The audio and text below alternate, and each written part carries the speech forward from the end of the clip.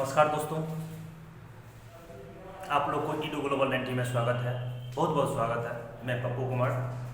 मैं आप लोग के समक्ष बहुत सा बच्चे का मैं इतना दिनों से भारतीय राज्य व्यवस्था और संविधान पर वीडियो डाल रहे थे, मगर एग्जाम को देखते हुए एक जो महत्वपूर्ण वीडियो मैंने बनाया है वो प्राचीन भारत के जितने भी कालखंड है ईस्वी सन उससे संबंधित मैं आप लोग के सामने एक प्रस्तुत कर रहा हूँ। ये भाग 1 है दोस्तों, याद रखेंगे। इसमें और सा ढेर सारा है। ये मेरा जो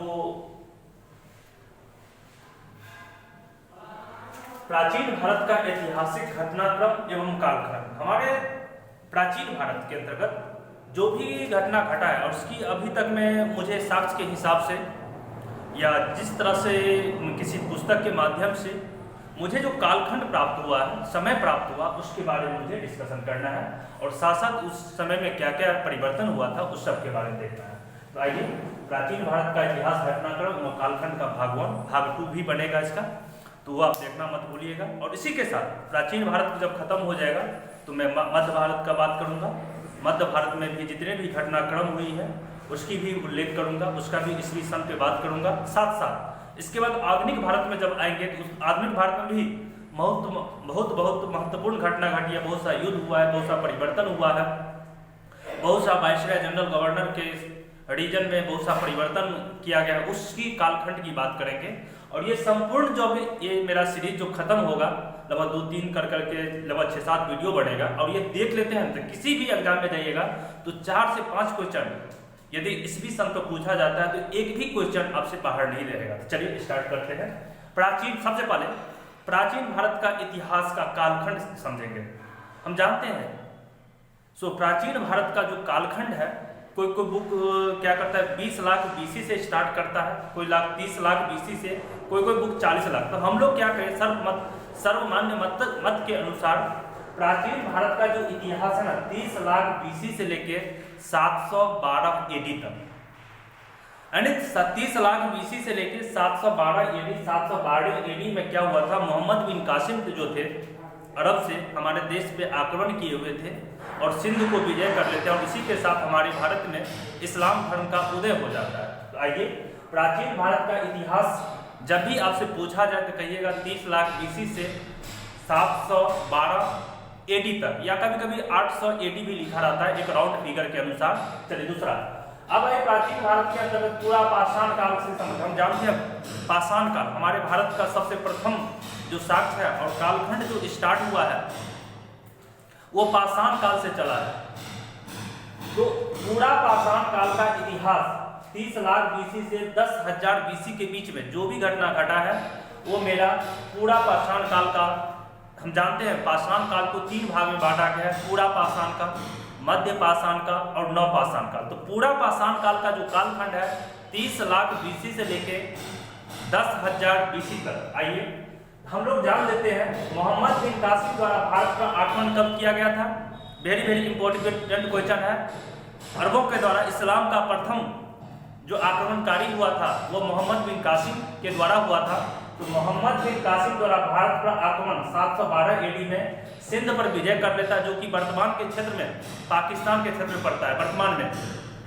तो सिंध एक राज्य हुआ करता था, वहां इस पे आक्रमण करता है मोहम्मद बिन कासिम और सिंध को विजय कर लेता है और साथ साथ उसी के साथ हमारे देश में इस्लाम धर्म का उदय भी हो जाता है। तो भारत में इस्लाम धर्म का उदय भी 712 एडी में ही माना जाता है। आइए, भारत में सर्वप्रथम चांदी का सिक्का जिसको हम लोग पंचमार्क कहते हैं, तो पूछा जाता है भारत में जो सर्वप्रथम चांदी का जो सिक्का ढाला गया जिसे पंचमार्क कहते हैं वो कब हुआ था, तो 600 बीसी के पास। दोस्तों एक बात मैं आप लोग को बताना चाहूँगा, कभी कभी बीसी और एडी की बात किया जाता है तो बीसी मतलब होता है बिफोर क्रिस्ट, एडी का मतलब होता है एनओडब्ल्यू। एक टाइम बीच में निर्धारित किया गया था, उस टाइम से यानी ईसा मसीह के टाइम से पीछे वाला जो भी टाइम होगा, जैसे महात्मा बुद्ध, महात्मा जैन, हड़प्पा सभ्यता, पाषाण काल, वो टोटल का टोटल बीसी के अंतर्गत आ जाएगा, बिफोर क्रिस्ट। और जब ईसा मसीह के समय के बाद जो भी टाइम आया है उसको एडी से हम लोग करेंगे, एनओडब्ल्यू, जब इस तरह की कैलेंडर की शुरुआत हुई थी तब। तो आइए आगे चलते हैं। सिकंदर महान भारत पर आक्रमण कब किया था, तो 326 बीसी में खैबर दर्रा से होकर, जो कि वर्तमान में अफगानिस्तान और पाकिस्तान के बॉर्डर के पास पड़ता है खैबर दर्रा। तो पूछा जाता है सिकंदर जो महान थे भारत पर आक्रमण कब किया था? तो 326 बीसी में। कैसे प्रवेश किया था भारत में? तो वो खैबर दर्रा होकर भारत में प्रवेश किया था, जो कि वर्तमान में अभी भारत के क्षेत्र में नहीं पड़ता है। ये भारत पाकिस्तान के क्षेत्र में जब 1947 में पाकिस्तान की बंटवारा हुई थी तो सिकंदर महान भारत पर आक्रमण किया था। तो 326 बीसी में खैबर दर्रा से हुआ था। आइए तो 3 पॉइंट और समझते हैं। पाषाण काल के बारे में सर्वप्रथम जानकारी दिया था। पाषाण काल वो दिए थे 1863 में रॉबर्ट ब्रूस फूट ने। तो हमसे ये पूछा जाए पाषाण काल का सर्वप्रथम जानकारी कब दिया गया था? तो 1863। किसने दिया था? तो रॉबर्ट ब्रूस फूट ने दिया था। अब आइए हम कहे हुए थे पाषाण काल का 3 भाग, पूरा पाषाण काल, मध्य पाषाण काल और नव पाषाण काल। तो मध्य पाषाण काल को आविष्कार जो कालखंड जो है ना 9000 बीसी से लेके 4000 बीसी तक। और एक अंतर और बता देते हैं, पूरा पाषाण काल का जो सभ्यता था ना, व्यक्ति था ना, लोग था ना, वो आखेटक हुआ करता था। मतलब क्या? इनको न कृषि का ज्ञान था न पशुपालन का ज्ञान था। ये लोग जंगल में रहते थे, जंगल में जो भी जानवर हुआ करता तो इसको मार के खा जाते थे। फिर वहाँ की जानवर खत्म हो जाने के बाद फिर दूसरा जगह चले जाना, उस तरह के घुमंतु जीवन जीना आखेटक कहलाता है। तो पूरा पाषाण काल में जो भी व्यक्ति थे वो आखेटक के रूप में थे। बट मध्य पाषाण काल का जो कालखंड स्टार्ट होता है दोस्तों, एक मिनट,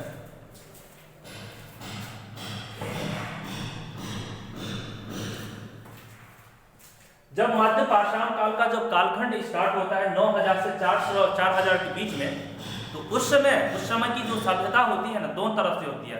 पशुपालन करना भी सीख जाता है और साथ साथ आखेटक कहते हैं, साथ साथ अपने कुछ जानवर को पालता भी था और जरूरत पड़ने के बाद उस जानवर को मार दिया जाता था, फिर खा लेता था। तो पशुपालन भी करना शुरू कर दिया, साथ साथ आखेटक की जिंदगी जीता था। नव पाषाण का कालखंड था 7000 से लेके 1000 बीसी तक, कहीं कहीं 9000 से भी 1000 बीसी तक कैलकुलेट किया जाता है दोस्तों।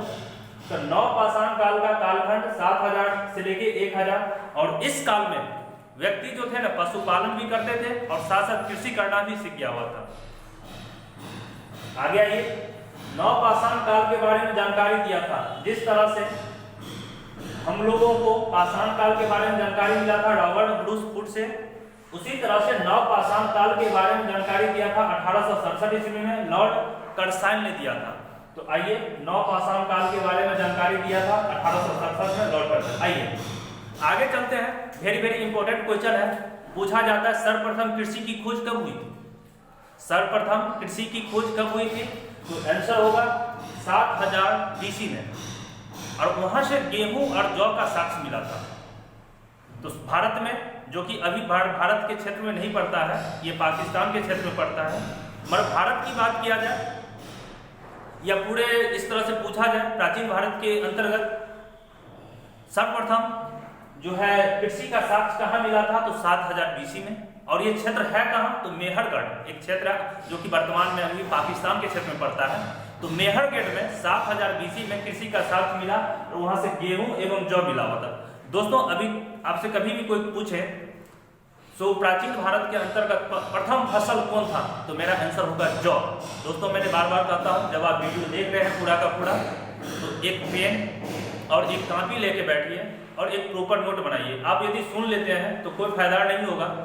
और चैनल को सब्सक्राइब कीजिए, शेयर कीजिए, व्हाट्सएप फेसबुक जितने भी ग्रुप है उसमें डालिए। आगे आइए, सर्वप्रथम कृषि का साक्ष्य कहाँ मिला था? तो हो गया 7000 बीसी, गेहूं एवं जौ। हड़प्पा सभ्यता का सर्वप्रथम जानकारी। अब आइए, जब नवपाषाण काल खत्म हो जाता है तो हड़प्पा सभ्यता आता है। तो हड़प्पा सभ्यता का सर्वप्रथम जानकारी कब मिला था? तो वो 1826 में चार्ल्स मेसन को मिला था। तो हड़प्पा सभ्यता की खोज किसने किया? ये अलग बात है। उत्खनन किसने किया? अलग बात है। मगर हमसे ये पूछा जाए हड़प्पा सभ्यता का सर्वप्रथम साक्ष्य किससे और कौन कब मिला हुआ था? तो मेरा आंसर होगा हड़प्पा सभ्यता का सर्वप्रथम जानकारी 1826 ईस्वी मिला हुआ था। किनको मिला हुआ था? तो चार्ल्स मेसन को मिला था। आइए, अब क्या होता है, जब ये 1826 में इस तरह का पुरातत्व से संबंधित कुछ मिला, तो उस समय हमारे देश पूर्ण रूप से स्वतंत्र नहीं था, अंग्रेजों के कब्जा में था दोस्तों। तो उसने बहुत सा ऐसा चीज मिला जो प्राचीन काल का था, उसको संरक्षण करने की जरूरत थी, इसकी विकास करने की जरूरत थी। इसलिए अंग्रेज लोग ने एक पुरातत्व विभाग की स्थापना किया। तो पूछा जाता है भारत में सर्वप्रथम पुरातत्व विभाग की स्थापना कब किया गया था और किसके द्वारा किया गया था? तो याद रखिएगा दोस्त, काफी इंपॉर्टेंट है। जब हमारा भारत स्वतंत्र नहीं हुआ था उसकी बात बोल रहा हूं मैं। तो भारत में सर्वप्रथम पुरातत्व विभाग की जो स्थापना हुआ था 1904 में, और उस समय हमारे भारत के वायसराय जो थे लॉर्ड कर्जन साहब थे, और उसके बाद लॉर्ड कर्जन साहब ने सर जॉन मार्शल को उस पुरातत्व विभाग का निदेशक बनाया गया, महानिदेशक बनाया गया, अध्यक्ष बनाया गया, और उसी के देखरेख में जितने भी हड़प्पा सभ्यता की खोज हुई थी उसी के देखरेख में हुई थी मैक्सिमम। आइए, भारत में पुरातत्व विभाग की स्थापना 1904 लॉर्ड कर्जन के द्वारा, और महानिदेशक उनको बनाया गया सर जॉन। दोस्तों एक यहाँ याद रखिएगा 1904। ऐसे तो ये आधुनिक काल का समय है, मगर ये प्राचीन काल की कुछ पुरातत्व की खोज किया गया था ना, इसलिए मैंने इसको यहाँ डिस्कशन कर लिया था। एक दो काफी इम्पोर्टेंट है। आप लोग जानते होंगे बंगाल का विभाजन कब किया गया था? 1905 में किया गया था।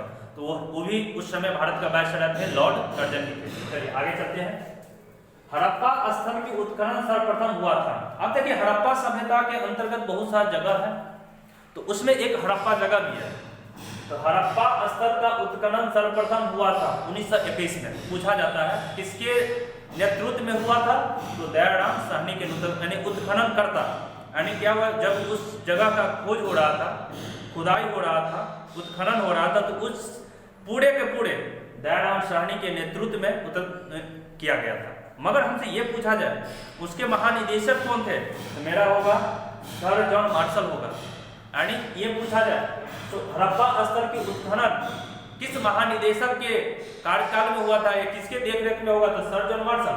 और ये हमसे पूछा जाए हड़प्पा स्थल का उत्खनन कार्य किसके नेतृत्व में हुआ था और सर्वप्रथम कब हुआ था? तो कहेंगे 1921 ईस्वी में दयाराम साहनी के नेतृत्व में होगा। उसी के बाद मोहनजोदड़ो की उत्खनन सर्वप्रथम हुआ था। तो दोनों का दोनों हड़प्पा स्थल और मोहनजोदड़ो वर्तमान में भारत में नहीं है, ये पाकिस्तान के क्षेत्र में है। तो मोहनजोदड़ो की उत्खनन सर्वप्रथम हुआ था 1922 ईस्वी में, और उसका जो उत्खनन करता था ना राखल दास बनाटिया। तो काफी इंपॉर्टेंट क्वेश्चन है। आप किसी भी एग्जामिनेशन में बैठेंगे, चाहे बीपीएससी का हो या बिहार पुलिस, बिहार दरोगा या एसएससी का हो, उसमें ये जो दो क्वेश्चन है ना काफी इंपॉर्टेंट है। हड़प्पा स्थल का उत्खनन सर्वप्रथम हुआ था 1921 में दयाराम साहनी के नेतृत्व में, और मोहनजोदड़ो का उत्खनन सर्वप्रथम जो हुआ था 1922 ईस्वी में, एक साल के बाद वो राखल दास बनाटिया के कार्यकाल में हुआ था। आगे आइए, हड़प्पा सभ्यता का कालखंड निर्धारित है। दोस्तों हड़प्पा सभ्यता का कालखंड, तो सर्वमत बहुत सा इसमें व्यक्ति जॉन मार्शल साहब ने और बहुत सा व्यक्ति ने इसके बारे में अलग अलग मत दिया है, मगर सर्वमान्य के अनुसार 2350 बीसी से लेके 1750 बीसी के बीच के जो कालखंड है ना, वो हड़प्पा सभ्यता के अंतर्गत आया गया है। चलिए आते हैं, जब हड़प्पा सभ्यता जब खत्म हो जाती है तो वैदिक सभ्यता आता है।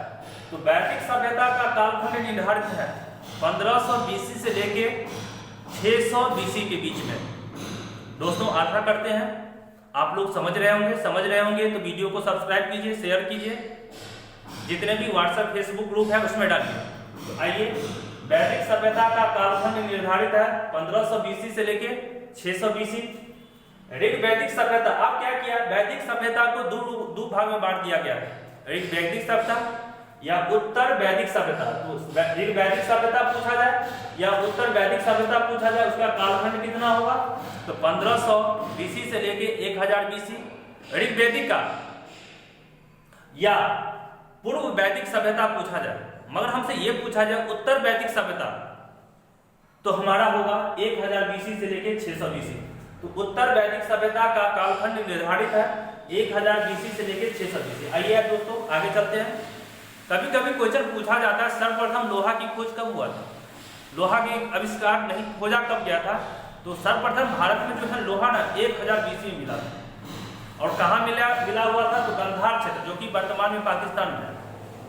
तो सर्वप्रथम लोहा का जो खोज हुआ था ना, वो 1000 बीसी में खोज हुआ था, और वह गंधार क्षेत्र में मिला हुआ था। लेकिन भारत में उत्तर प्रदेश में एक अतिरंजी खेड़ा जगह है। पूरे भारत में सबसे ज्यादा जो लोहा का खोज हुआ था ना, वो उत्तर प्रदेश के अतिरंजी खेड़ा से मिला था। वो 800 BC में मिला हुआ था, यानी 200 साल बाद। तो सर्वप्रथम लोहा का प्राप्त हुआ था 1000 BC में। आगे चलते हैं। हिंदू धर्म को चुनौती देते हुए 64 संप्रदाय का उदय हुआ था 600 BC। क्या हुआ था? वैदिक काल और उत्तर वैदिक काल में इतने हिंदू धर्म में बुराइयां आ गई, उसको हटाने के लिए 600 BC के आसपास 64 संप्रदाय का उदय हुआ, जिसमें बौद्ध धर्म, जैन धर्म भी आते हैं। तो वही पूछा जाता है, हिंदू धर्म को चुनौती देते हुए 64 संप्रदाय का उदय हुआ था 600 BC में। आइए, जैन धर्म का उदय हुआ था। देखिए दोस्तों, हम जानते हैं जैन धर्म का जो अंतिम तीर्थंकर या 24वां तीर्थंकर महावीर को होते हैं, स्वामी महावीर होते हैं। उसी कार्यकाल में जैन धर्म बहुत ही काफी विख्यात होते हैं, लेकिन इससे पहले भी जैन धर्म का उदय हो चुका रहता है। तो वही पूछा गया है, जैन धर्म का उदय कब हुआ था? तो 900 BC। और उस समय प्रथम और जैन धर्म का प्रथम तीर्थंकर ऋषभ देव को माना गया है। आगे चलते हैं। महावीर स्वामी 24वां एवं अंतिम तीर्थंकर होते हैं, गुरु होते हैं, का जन्म कब हुआ था? तो 540 BC लिच्छवी वैशाली में। ये जो जितने क्वेश्चन आप देख रहे हैं ना, काफी महत्वपूर्ण है दोस्तों क्वेश्चन। आप किसी भी एग्जाम में बैठेंगे, काफी महत्वपूर्ण होगा। तो जैन धर्म का उदय या स्थापना कब हुआ था? तो हम कहेंगे 900 BC में। और प्रथम तीर्थंकर या गुरु थे जो ना, वो ऋषभ देव थे। और इसके बाद आइए, एक पहला बनते, दूसरा बनते, तीसरा बनते हैं। इसी तरह से अंतिम और 24वां जो तीर्थंकर बनते हैं, वो महावीर स्वामी होते हैं। उनका जो जन्म हुआ था ना, 540 BC में हुआ था, याद रखेंगे। तो महावीर स्वामी का जन्म कब हुआ था? 540 BC में। और कब, कहाँ हुआ था? तो लिच्छवी में हुआ था, जो कि वैशाली में। और 72 साल की आयु के बाद उसकी मृत्यु हो जाती है। तो आइए, महावीर स्वामी का मृत्यु हुआ था 468 BC में। पूछा जाता है महावीर स्वामी का मृत्यु कब हुआ था? तो 468 BC में। कहाँ हुआ था? तो पावापुरी, जो कि वर्तमान में राजगीर में है। तो ये भी पूछा गया है BPSC के एग्जामिनेशन में। महावीर स्वामी का मृत्यु या महापरिनिर्वाण, इसको हम लोग बोल सकते हैं, या मुक्ति कब हुआ था? तो हम लोग कहेंगे 468 BC में। कहाँ पे हुआ था? तो पावापुरी में।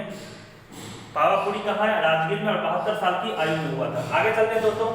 अब क्या हो गया? इनके मरने के बाद, इनके महापरिनिर्वाण के बाद 2 संगीति होती है, प्रथम जैन संगीति और द्वितीय जैन संगीति। संगीति का मतलब होता है, ये लोग समझिएगा, सम्मेलन, एक प्रकार से सत्संग। जितने भी इनके स्वावलंबी हैं, मानने वाले हैं, वो एक जगह बैठते हैं और कुछ निर्णय लेते हैं, कुछ पुस्तक का निर्माण करते हैं, कुछ उद्देश्य होता है, कुछ सिद्धांत बनाते हैं। उसी तरह से उस तरह की जो मिलन होता है, सम्मेलन होता है, उसको हम लोग संगीति कहते हैं। तो प्रथम जैन संगीति हुआ था 300 BC में। और वो स्थान जब था पाटलिपुत्र, जो कि अभी वर्तमान में पटना है, बिहार में पड़ रहा है। और उस वक्त शासक जो थे ना, चंद्रगुप्त मौर्य। तो पूछा जाता है, प्रथम जैन संगीति कहाँ हुआ था, कब हुआ था, किसके नेतृत्व में हुआ था, और उस वक्त शासक कौन थे? 4 महत्वपूर्ण क्वेश्चन है जो देख लेंगे। तो प्रथम जैन संगीति हुआ था 300 BC में। स्थान की बात किया जाए तो पाटलिपुत्र। उस समय जो शासक था चंद्रगुप्त मौर्य थे। और जो उस प्रथम जैन संगीति का जो अध्यक्ष बनाया जाता है, स्थूलभद्र को बनाया जाता है। चलिए आगे क्वेश्चन चलते हैं। द्वितीय जैन संगीति हुआ था 512 AD में। ये हुआ था 300 BC में। और लगभग 800 साल के बाद 512 AD में। और द्वितीय जैन संगीति जो हुआ था ना, वो बिहार में नहीं हुआ था, वल्लभी में हुआ था, जो कि गुजरात में है। और उस समय जो शासक था भानुगुप्त वहां के, और उस समय अध्यक्ष जो बनाया गया था देवर्षि क्षमा श्रवण। दोस्तों, आशा करते हैं आपने एक पूरा वीडियो देखे होंगे। कुछ बगल में काम हो रही है, तो हो सकता है कुछ डिस्टर्बेंस हुआ, इसके लिए आप मैनेज कीजिएगा दोस्तों। मैंने कोशिश किया पूरा वीडियो आपको स्वच्छ और सुंदर मिले, तो देखिएगा जरूर। इस अंत तक वीडियो को देखते हैं, इसके लिए तो हम हर एक वीडियो में आप लोग को वेलकम करते हैं, स्वागत करते हैं, धन्यवाद देते हैं। मगर वीडियो को थोड़ा और एक जगह से दूसरे जगह पहुंचाने का कार्य करिए। आपके मोबाइल है, जितने भी व्हाट्सएप फेसबुक ग्रुप है, इससे मुझे अच्छा लगेगा कि मेरा वीडियो इतने लोगों तक पहुंच रहा है। और कुछ नहीं, आप लोगों से इतना ही सिर्फ आशा करते हैं, सहयोग कर लेना चाहते हैं। Thank you very much. मैं इसका भाग 2 पूरा खत्म नहीं हुआ है, मुझे बौद्ध धर्म पे बात करना है। बहुत सा इसके बाद शासक आते हैं मगध में, बहुत सा इस तरह की व्याख्या हम लोग काफ़ी डिटेल्स में करेंगे। लगभग 25 क्वेश्चन और हो जाएगी। इसके बाद 50 क्वेश्चन प्राचीन भारत से आप लोग देखेंगे। तो आशा करते हैं कोई भी एग्जाम में जाइएगा और प्राचीन भारत के कालखंड से कोई भी सवाल पूछा जाएगा तो आप 100% इसको बना डालिएगा। Thank you very much.